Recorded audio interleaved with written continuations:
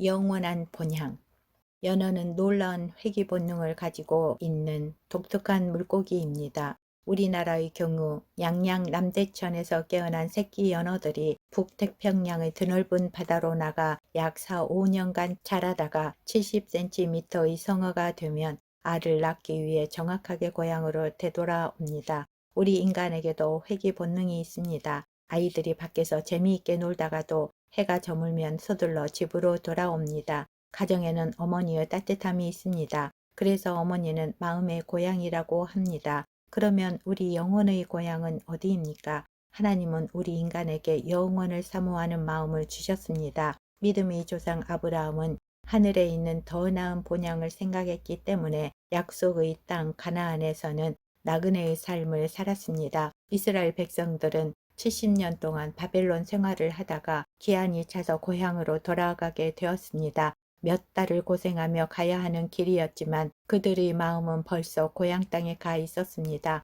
고향에 돌아가면 내 가족들을 다시 만날 수 있으리라는 기대와 흥분에 젖어 있었습니다. 시편 기자는 여호와께서 시온의 포로를 돌리실 때 우리가 꿈꾸는 것 같았도다. 그때 우리 입에는 웃음이 가득하고 우리의 혀에는 찬양이 찼었도다. 라고 고향 땅을 향해 발걸음을 내딛는 이스라엘 백성들의 모습을 묘사했습니다. 세상에서는 고향으로 돌아가는 사람의 마음이 꿈꾸는 것 같다면 주님이 계신 영원한 고향으로 돌아가는 우리의 마음은 더욱 설레야 하지 않겠습니까? 청교도인 리차드 박스터는 임종의 자리에서 좀 어떻습니까? 라는 질문을 받고는 좋아요. 고향에 온 것 같군요. 라고 대답했습니다. 폴 투르니에는 죽음을 앞두고 나는 사후의 세계에서 그리스도와 더욱 친근하게 충실한 삶에 들어갈 수 있을 것을 생각하면 내 마음은 설렙니다. 라고 말했습니다. 수도 생활에 전념하셨던 엄두섭 목사님은 결혼식 날짜가 가까이 온 여자나 해산날이 가까워진 여인의 가슴에 두려움과 동경의 호기심이 엇갈리는 것처럼 지금 내 가슴도 죽음의 두려움과 아울러 죽음을 통과하고서야 있을 죽음 저편의 미지의 세계를 탑승하고 싶은 동경과 호기심이 가득 차서 두근거린다고 했습니다. 그리스도인이라고 하면서 천국 이야기만 하면 자신과 상관없는 딴 세상 이야기인 것처럼 시큰둥하게 받아들인다면 어찌 믿음이 있다고 하겠습니까? 우리가 살고 있는 이 세상은 눈물의 땅입니다. 실패의 눈물이 있습니다. 절망의 눈물이 있습니다. 그러나 하늘나라에는 눈물이 없습니다. 죽음도 없습니다. 이별도 없습니다. 세상에는 영원한 도성이 없습니다. 그러나 천국은 영원한 도성입니다. 세상에서는 공고할 때가 많고 안식할 만한 곳이 없습니다. 그러나 천국은 영원한 안식의 장소입니다. 그렇다면 우리는 천국을 생각할 때마다 근심 걱정이 가벼워져야 합니다. 천국만 생각하면 가슴이 설레고 세상의 그 어떤 것도 부럽지 않아야 합니다. 넉넉한 아버지 집. 오리 새끼와 병아리를 동시에 부화시켜 호숫가에 갖다 놓으면 병아리는 물에 관심을 보이지 않지만 오리 새끼는 물을 보자마자 들어가 헤엄을 칩니다.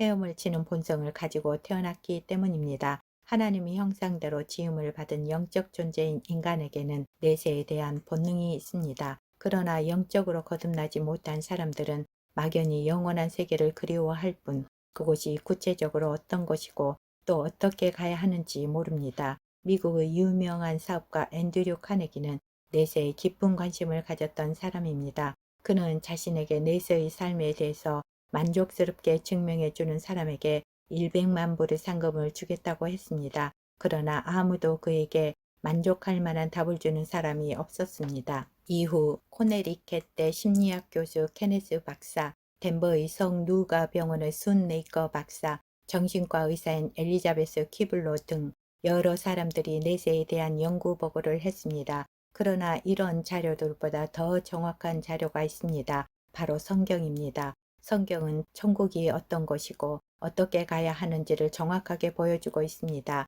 요한계시록 21장을 보면 우리가 가야 할 천국의 크기가 언급되어 있습니다. 물론 요한계시록의 내용을 문자적으로 받아들이는 데는 이론의 여지가 있지만 헨리 모리슨 박사는 요한계시록에 소개된 천국의 크기를 산술적으로 계산해서 소개하고 있습니다. 그의 계산에 따르면 천국은 가로 세로 높이가 각각 2,400km의 입방체입니다. 이 정도의 크기면 200억 명이 각각 90평 정도의 방이나 저택에서 편안히 살 수 있다는 것입니다. 그러고도 길, 공원, 공공건물을 지을 수 있는 공간이 많이 남는다는 것입니다. 천국은 그야말로 거대한 곳입니다. 그러므로 예수님께서는 내 아버지 집에 거할 곳이 많도다 라고 말씀하셨습니다. 우리가 사는 이 세상은 살 수 있는 공간으로 따질 때 그렇게 넉넉하지 않습니다. 가는 곳마다 사람들이 북적거립니다. 아파트가 고층화되는 것은